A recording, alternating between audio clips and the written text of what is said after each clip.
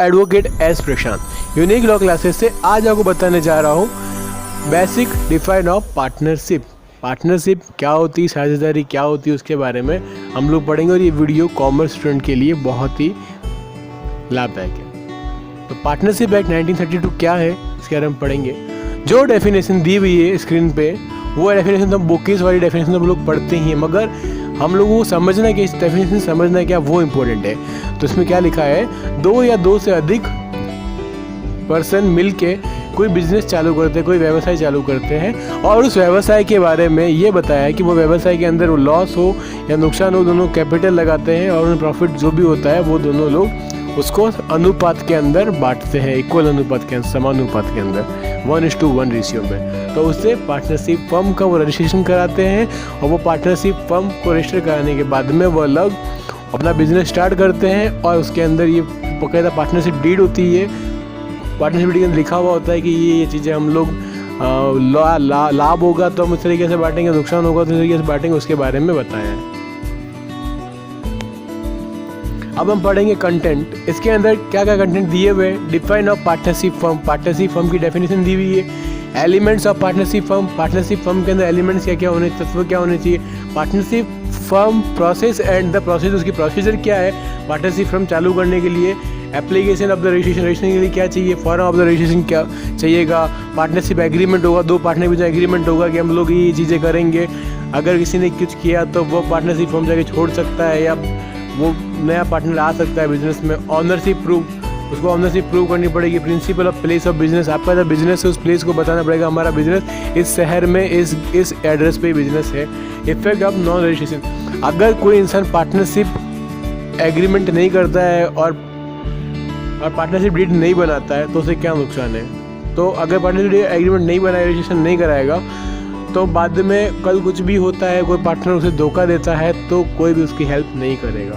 Partnership उनको को share नहीं मिलेगा। काफ़ी सारी चीज़ें हैं जो आप इस वीडियो में पढ़ेंगे और उनको हमको समझना ज़रूरी है, आवश्यक है। तो एलिमेंट्स ऑफ पार्टनरशिप फर्म क्या होते हैं। 2 और मोर पार्टनर, 2 या 2 से अधिक पार्टनर। कॉन्ट्रेक्चुअल रिलेशनशिप, वो दोनों कॉन्ट्रैक्ट करते हैं, एक संविदा करते हैं और म्यूचुअल एजेंसी, दोनों मैंने हाथ मिलाते हैं, हम दोनों साथ में रहेंगे और शेयरिंग करते हैं। प्रॉफिट होगा तो भी हम बांटेंगे, लॉस होगा तो भी हम दोनों को बियर करना पड़ेगा। अगर लॉस होता है तो भी हम दोनों को बांटना पड़ेगा, हम दोनों को उसको चुकाना पड़ेगा और प्रॉफिट भी चुकाना पड़ेगा। और एक्सीडेंस, इसका जो एक्सीडेंस है वो लॉफुल बिजनेस होना चाहिए। जो बिजनेस है वह वैध होना चाहिए, अवैध बिजनेस नहीं होना चाहिए। पार्टनरशिप फर्म प्रोसेस और प्रोसीजर, साझेदारी को रजिस्ट्रेशन कराने के लिए क्या प्रोसेस होती है। The procedure of the registration of the partnership firm in Bangladesh is fairly simple. Bangladesh में इसके लिए बहुत सिंपल है इसको करने। And application and the prescribe the require the submitted to the registrar, आपको रजिस्टर के अंदर, रजिस्टर ऑफिस के अंदर जाके डॉक्यूमेंट्स फाइल करने पड़ेंगे और सबमिटिंग एप्लीकेशन फॉर्म जमा करना पड़ेगा। तो application from registration partnership in form number 1, तो हर देश की अलग अलग है। Duly fill the specific affidavit, आपको एफिडेविट पेश करना पड़ेगा कि हम ये इन शर्तों का नियम पालन करेंगे। Certified true copy of partnership deed, partnership साझेदारी की जो शर्तें हैं जो आपने डीड बनाई है उस डीड को आपकी सर्टिफाइड कॉपी आपको पेश करनी पड़ेगी। Ownership proof of the principal place of business on rental lease agreement, आपका जो बिजनेस चालू करने की जो जगह है, दुकान है या जो भी बिजनेस की जो जगह है उस जगह को आपने किराए पे लिया है या लीज एग्रीमेंट आपने कराया है, किराया चिट्ठी किया है या नहीं किया है, वो एग्रीमेंट आपको वहाँ पे बताना पड़ेगा कि ये ज़मीन रेंटल किराए पे आपने ली है। उसके बारे में आपको रजिस्टर ऑफिस में बताना पड़ेगा। The partnership agreement, partnership agreement में क्या क्या होगा। अगर आर्टिकल को पार्टनर है तो name and capital contribution of the partner, जिस पार्टनर ने कैपिटल पूंजी लगाई है बिजनेस में उन दोनों पार्टनर का नाम होगा। Right and duties of the partner, दोनों पार्टनर के कर्तव्य और उनके अधिकारों के बारे में होगा। उनके प्रॉफिट, अगर नेट इनकम होगी तो क्या होगा, basis of the sharing net income और नेट लॉस। अगर नेट इनकम होगी उनका शेयर किस तरीके से होगा, नेट लॉस होगा तो क्या होगा, कुछ लोग इक्वल समानुपात रखते हैं, समान रखते हैं 1:1। Provision for the withdrawal of the assets, उन लोगों के प्रोविजन होंगे कि वो अपने एसेट्स कैसे विड्रॉल कर सकते हैं, संपत्ति। Procedure of the submitting disputes of the arbitration, अगर उनको झगड़ा होता है तब वो क्या करेंगे।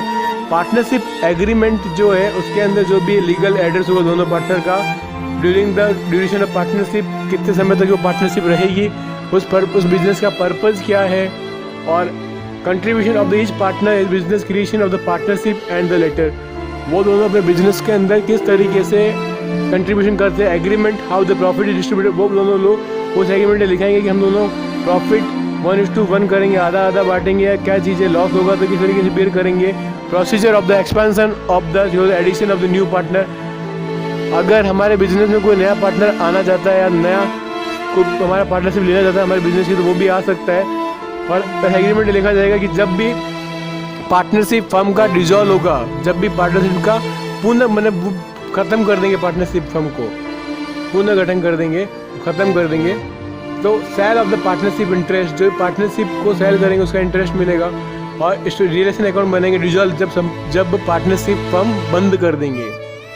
सैलरी ड्रॉ, जो एक्सपेंसेस है, जो पार्टनर है, जो उनकी सैलरीज है, जो खर्चे हैं बिजनेस के।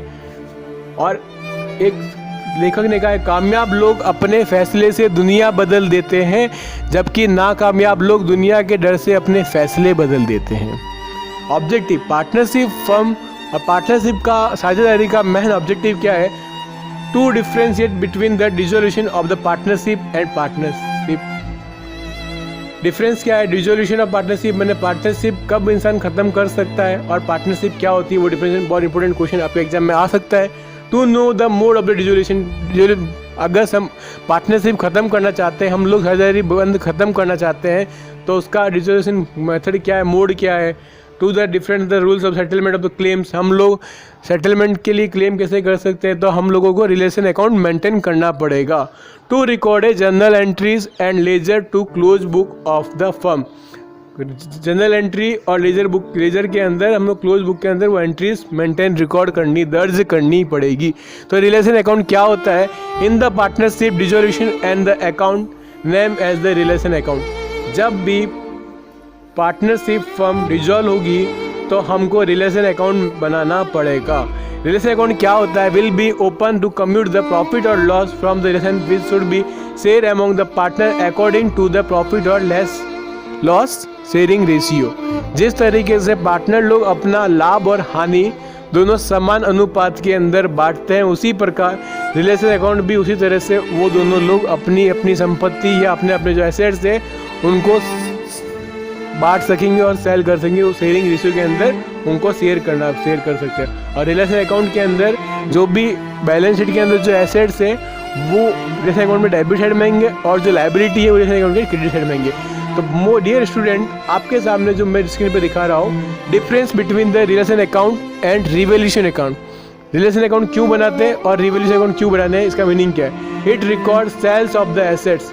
रिलेशन अकाउंट के अंदर हम लोग संपत्ति को और लायबिलिटी का दायित्व का पेमेंट करते, जो लोग हमारा पैसा मांग रहे हैं उनका चुकाते हैं और एसेट्स को बेचते हैं। It record the increase the decrease the value of the asset liability. इसके अंदर एसेट्स की या लायबिलिटी की जो रिकॉर्ड्स है, या तो संपत्ति बढ़ रही है या घट रही है, उसके बारे में रिवोल्यूशन अकाउंट बनाते हैं। इसका टाइम क्या है? It's prepared eight the time of the dissolution of the firm. Revolution account तब बनाते हैं जब हम फर्म का निर्गमन कर रहे हैं, फर्म को बंद कर रहे हैं, तब ये बनाएंगे।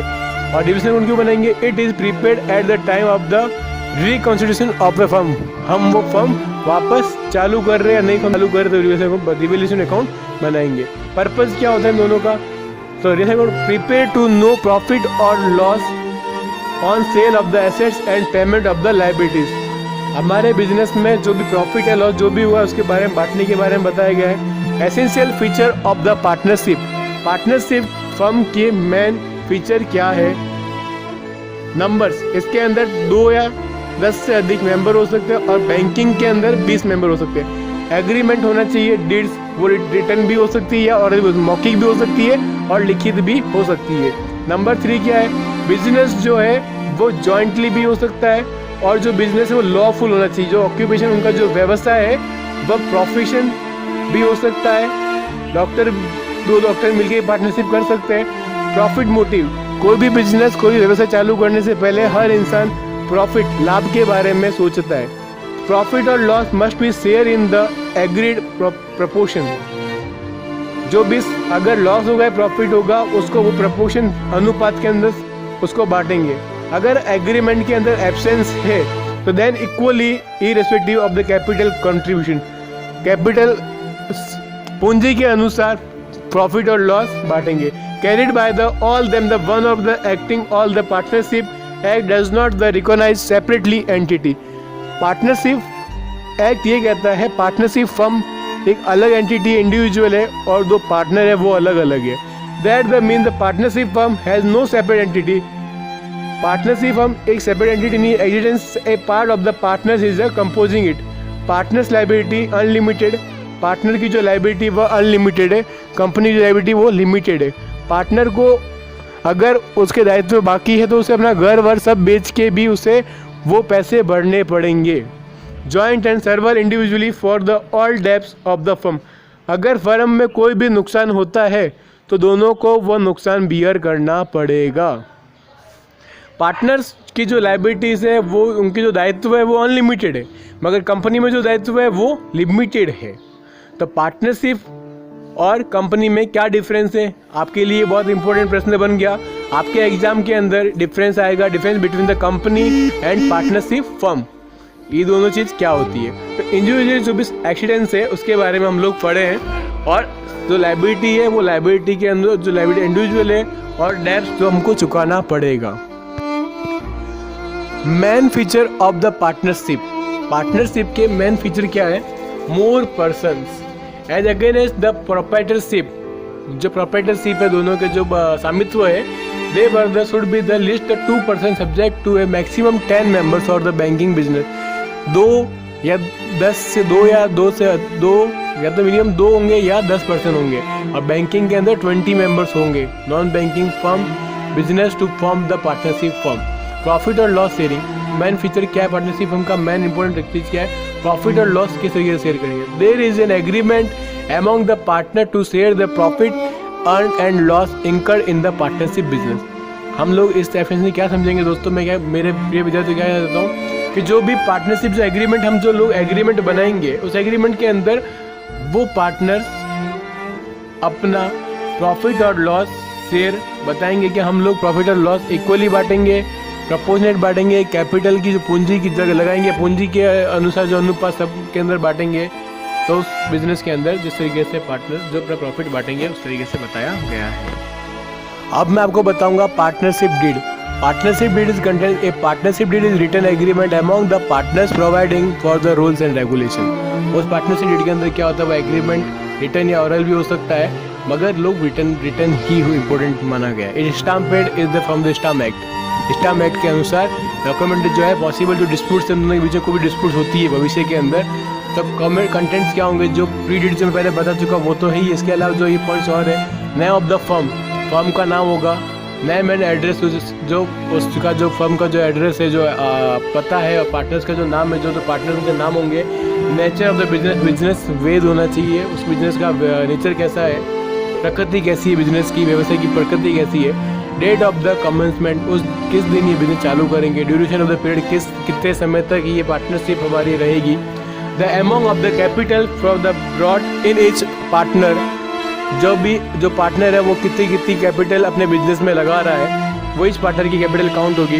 The amount of the drawing that may be permitted in the anticipation of the profit and the manner of the withdrawal.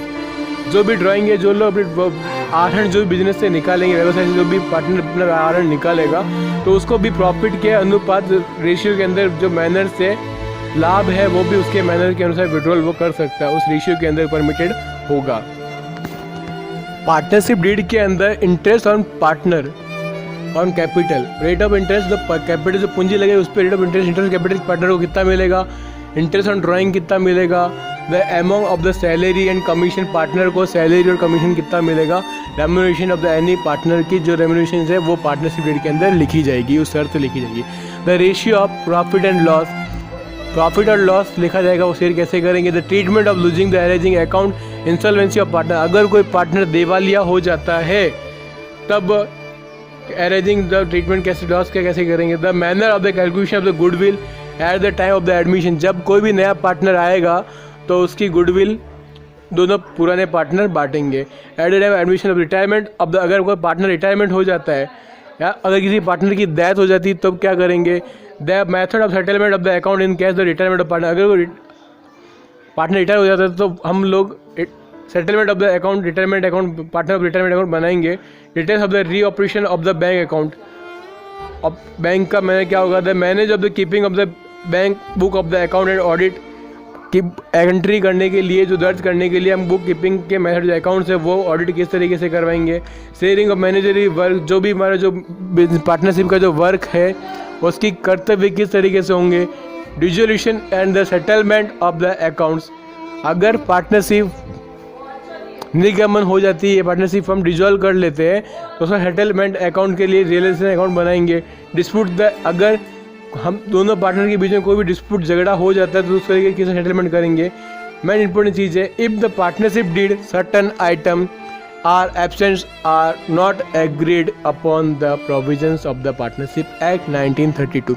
Partnership act 1932 ये कहता है, साझेदारी अधिनियम 1932 ये कहता है कि जो डीड्स के अंदर लिखा हुआ है उसके अलावा कोई भी पार्टनर्स चीज़ें कहता है कोर्ट में या वो उसके लिए आर्ग्यू करता है तो वह चीज़ वो नहीं कर सकता, क्योंकि उसने उस चीज़ को पढ़ के सिग्नेचर किए हैं और जो डीड्स के अंदर लिखा गया है वो उसका पालन दोनों पार्टनर्स को करना पड़ेगा। और नया पार्टनर जो भी बिजनेस में आएगा वो अपने गुडविल ओल्ड पार्टनर उसको वो शेयर में बांटेंगे। ओल्ड रेशियो में बांट सकते हैं या न्यू रेशियो के अंदर भी वो लोग बांट सकते हैं। तो इस तरीके से हम एक पार्टनरशिप फर्म को रजिस्टर करवा सकते हैं और अपना बिजनेस पार्टनरशिप फर्म चालू कर सकते हैं। अगर आपको मेरा वीडियो अच्छा लगता है तो प्लीज़ एडवोकेट एस प्रशांत के चैनल को सब्सक्राइब कर लीजिए और बेल आइकन को दबा दीजिए और मैं आपके लिए ऐसी ही अच्छी वीडियो लाता रहूँगा। Thank you.